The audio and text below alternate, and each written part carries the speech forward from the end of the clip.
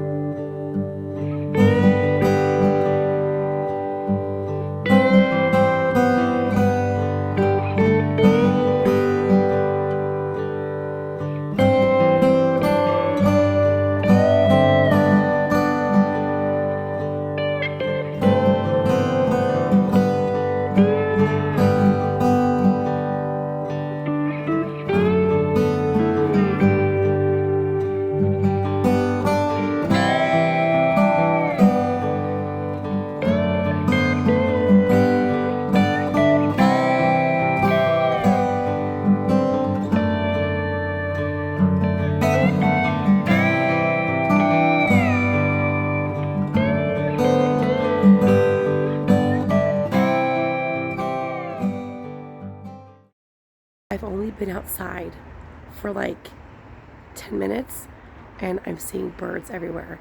So I'm going to give you a minute or two of bird watching. If you want to skip it, click the next chapter. But I hope you enjoy it.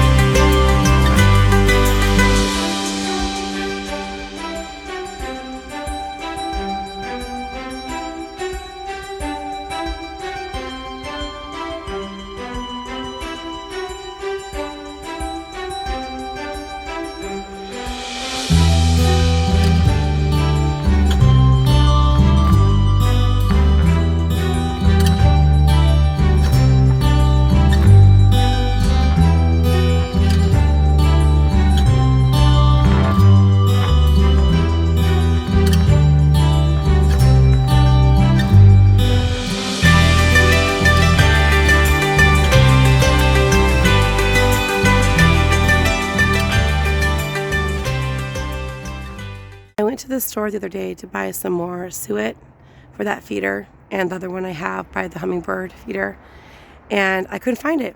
I went to the Dollar Tree where I normally see it.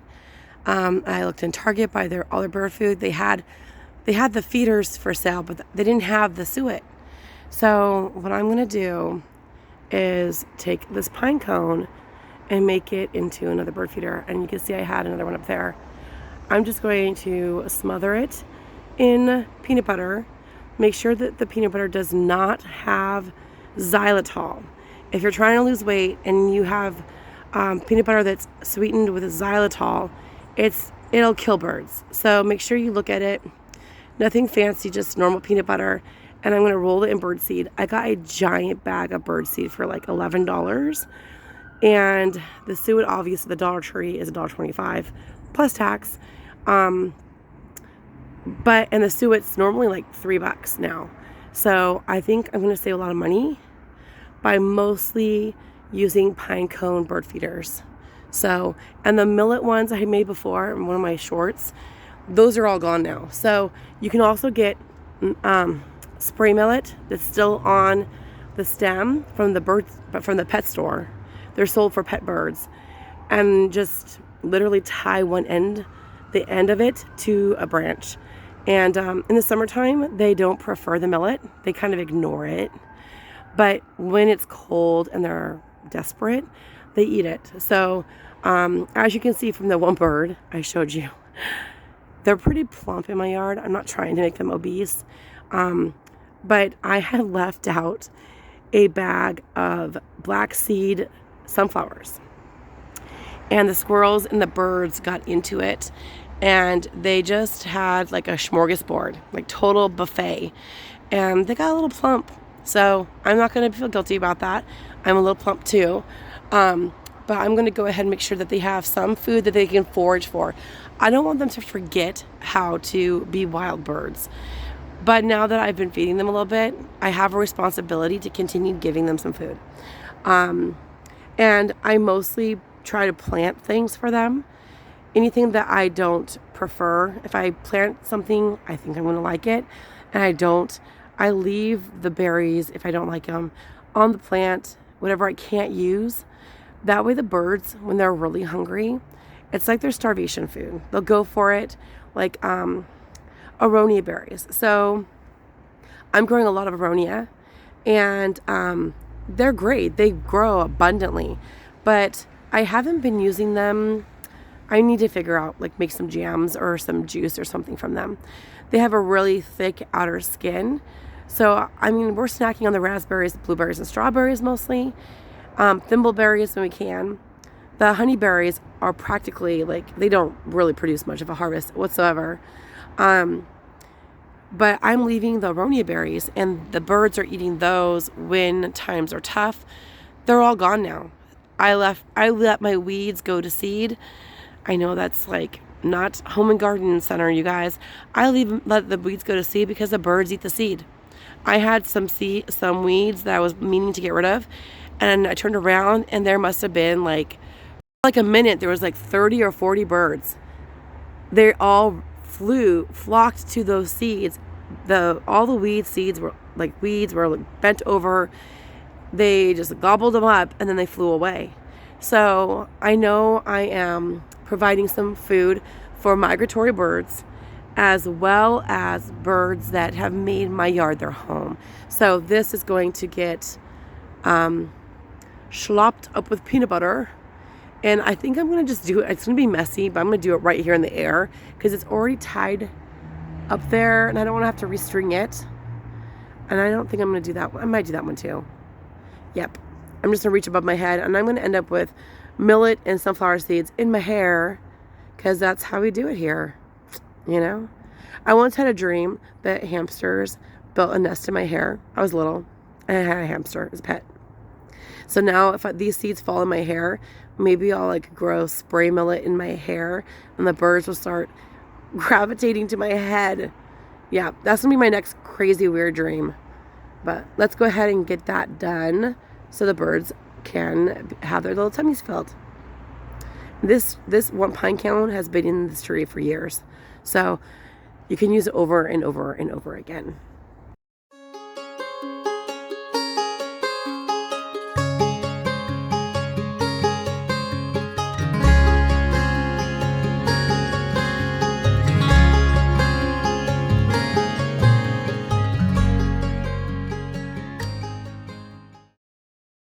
So I got these 2 seed packets from a local Mexican store. I actually went to 2 different stores and only one of them had it. These are Moringa Seeds, and of course you can buy them from many places. I buy mine usually from Paisley Crafts.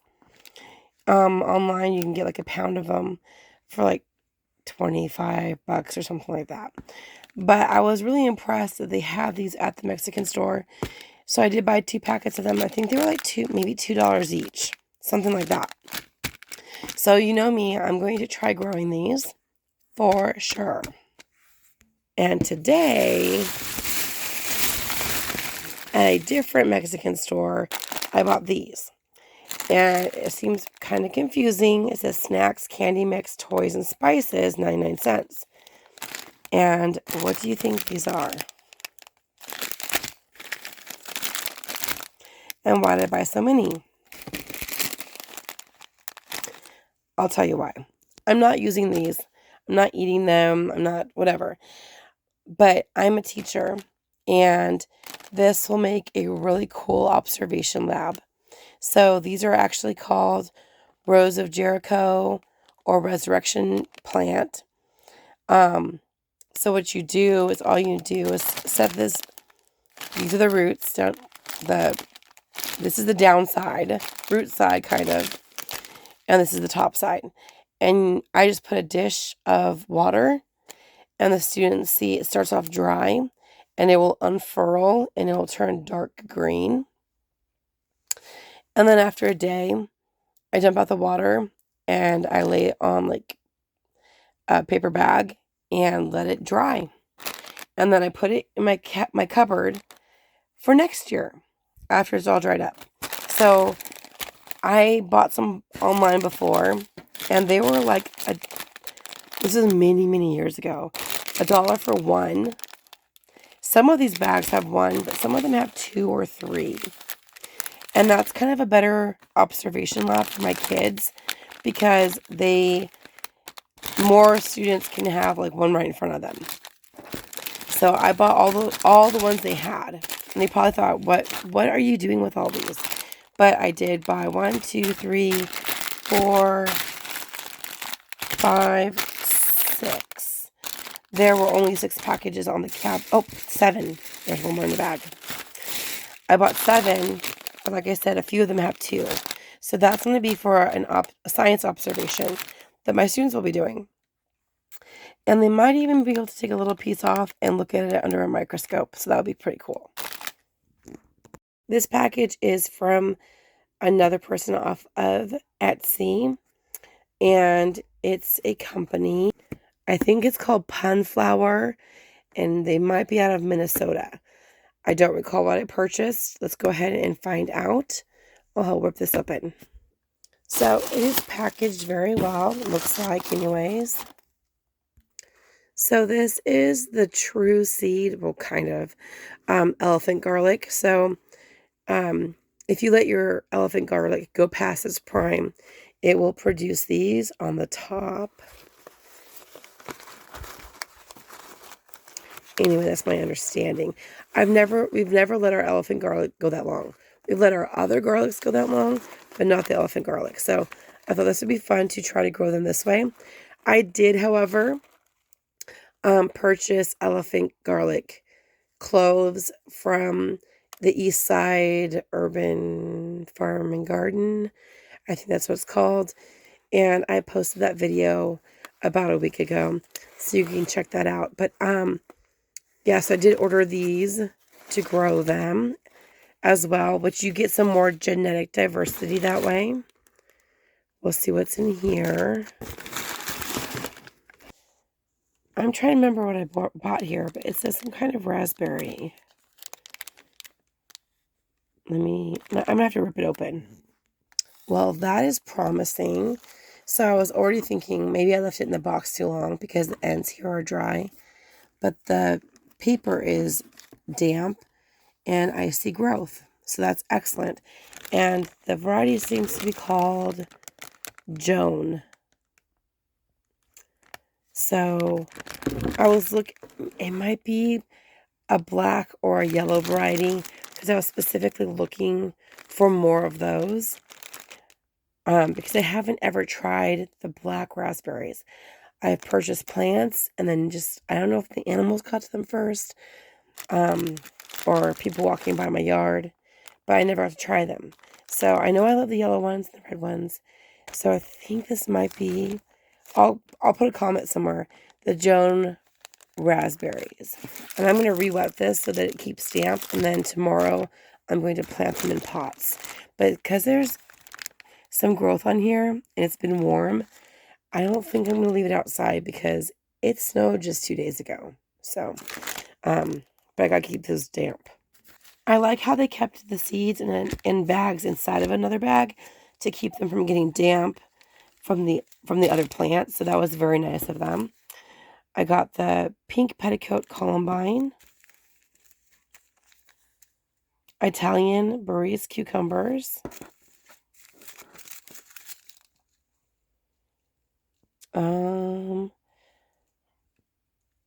Okay, so is this the wild wallflower? Okay, it's written backwards. So these are wallflowers.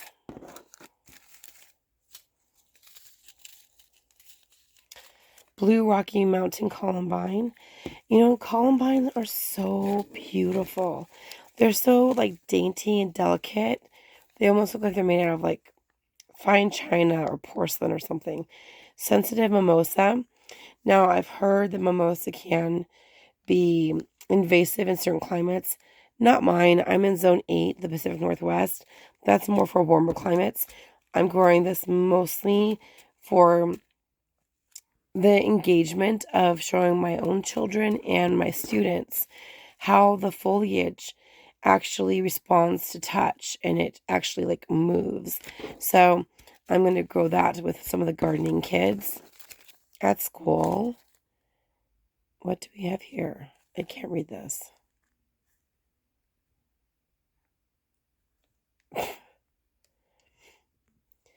Anyone know what this says? Watermelon. Maybe it's watermelon. It has 2 R's though. And it says free. So, yeah, I didn't order any watermelon. So that must be free. And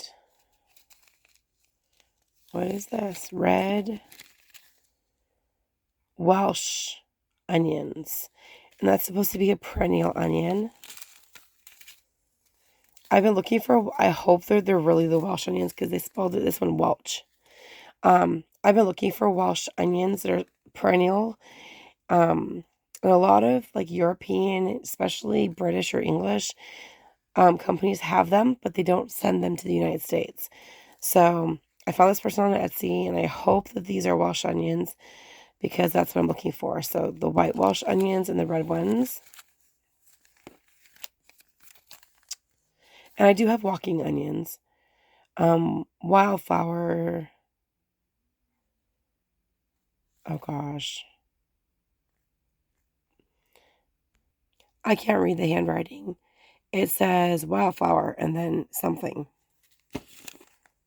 So that's sad. Oh, I bought some cotton seeds. I don't plan on making my own fabrics, but I just love the idea of growing cotton. And I've done it before where the plants actually grew really well, but I never got cotton out of it. So I'm trying again. And this is yellow potato onion. And my last seed packet from them is Korean squash. It's a summer squash. And I don't know how to say that. And there's a lot of misspelling, so I'm not quite sure. But the pictures and stuff looked good, and I kind of trust it. So, because I know that this is what the elephant garlic seed looks like. And the raspberry plants are sprouting. So, I will try growing these, and we'll see how they go. And, yeah, so that's my box I was waiting to unopen. That's not right. Open for you guys. So I got the seeds, columbines, some mystery seeds, and all kinds of good stuff here. I received this from someone in New Jersey, and I'm fairly certain it's somebody from Etsy or something like that with some kind of seeds. So let's go ahead and crack it open and see what I have. Okay, so I told my students that I was willing to be an advisor for a gardening club. And one of the students came to me and said, can we please grow sundew plants? And sundews are actually carnivorous plants. And we have fungus gnats. So that will be very handy and also of high interest to my kids. So this person from New Jersey, who I bought these from on Etsy, sent these to me. I like how they sent it with this little cardboard window. That's actually pretty clever because when it goes through the machines, it presses on this and it doesn't crush the seeds, which are very tiny. And they included instructions. So that's really nice. So my little student who asked for this is going to be very, very happy. And of course, that's something I did on my own. My school district is not paying for this. So this is going to be kind of special for that kiddo. So I'm going to make a bird feeder out of that pine cone.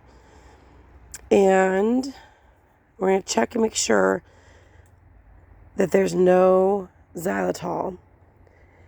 So it's just peanuts and sea salt. And probably someone's going to say, don't have salt. Yeah. This is just to make it stick onto the pine cone. That's all. And I bought the wild bird food, which is like $11 for 10 pounds instead of buying the Suet blocks because I couldn't find them, honestly. But I might need to do this because of how expensive they are, getting up to like $3 each. I couldn't find them at the Dollar Tree this time, so this is what I'm going to be using today. I went ahead and pulled down this pine cone, and I'm going to reuse the string that's on there. And I'm just going to lather it with the peanut butter. Yummy, yummy, yummy. Actually, it smells really good. And it's a messy project. I don't care.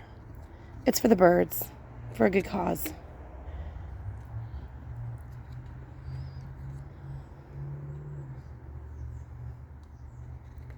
There you go.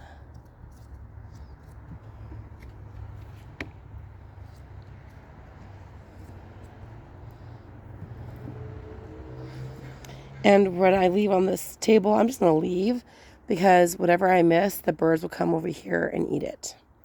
And then on a nice day, I'll just hose the table down.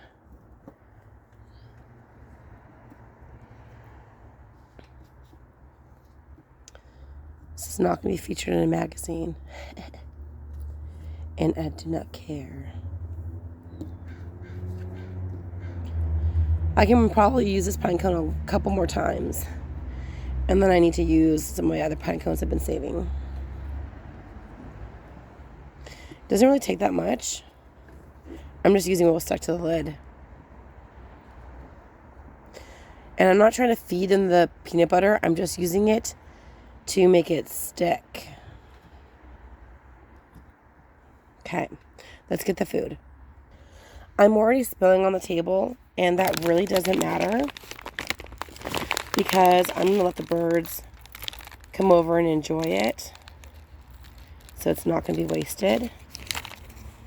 Kind of press it on a little bit. It'd be better to like lay it out and then like kind of roll it into it like this.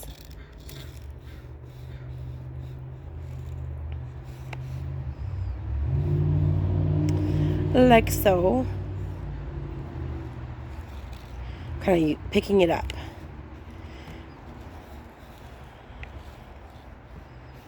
I'm going to get a little bit more on there.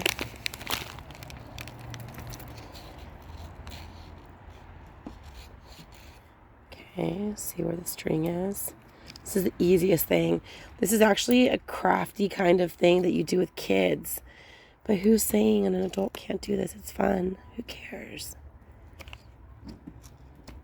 People used to do this a lot in the 70s. This was kind of one of the things that's kind of become antiquated.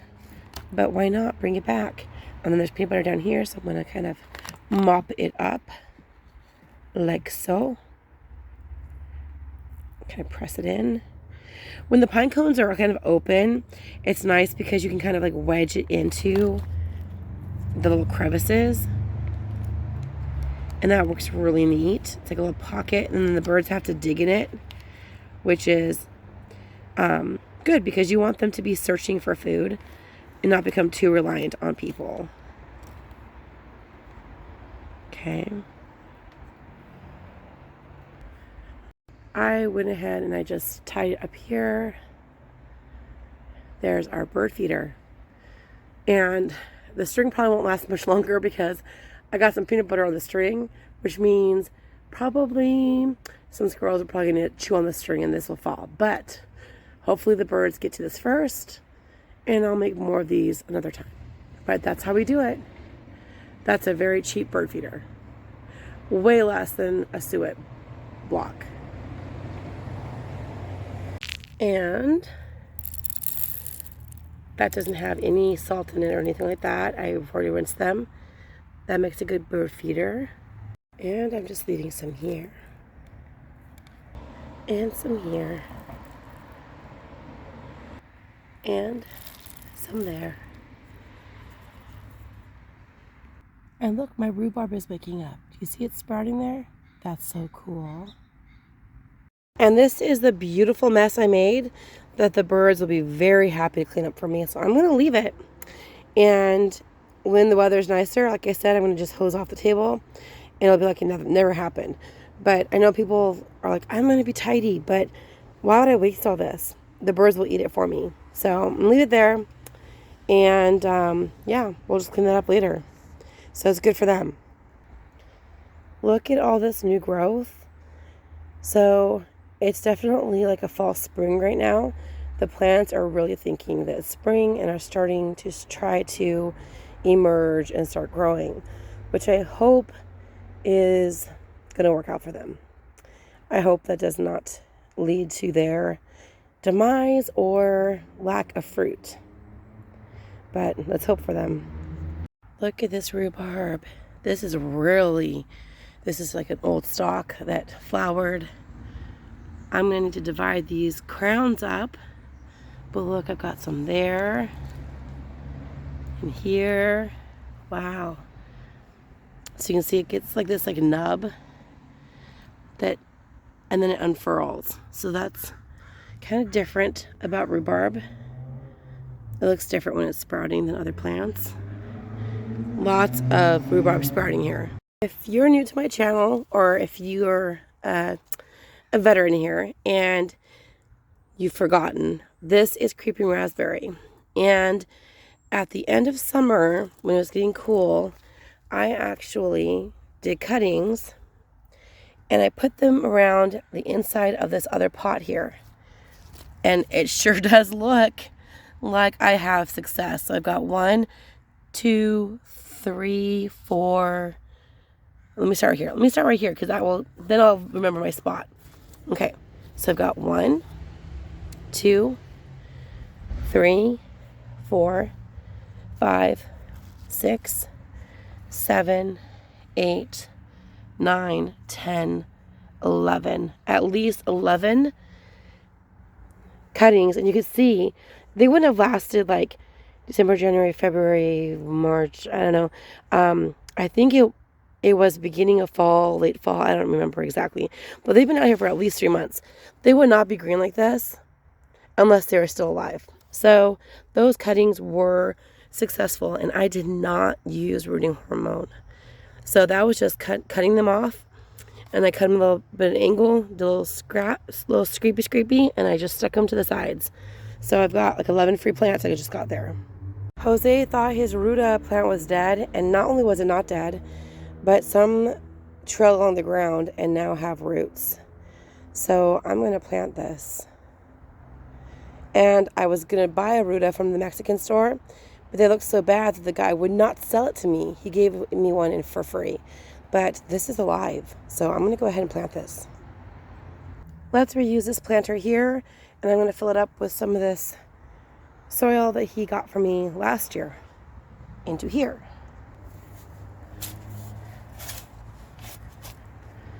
I better do this fast before it rains. It was sprinkling earlier. I'm doing this one-handed.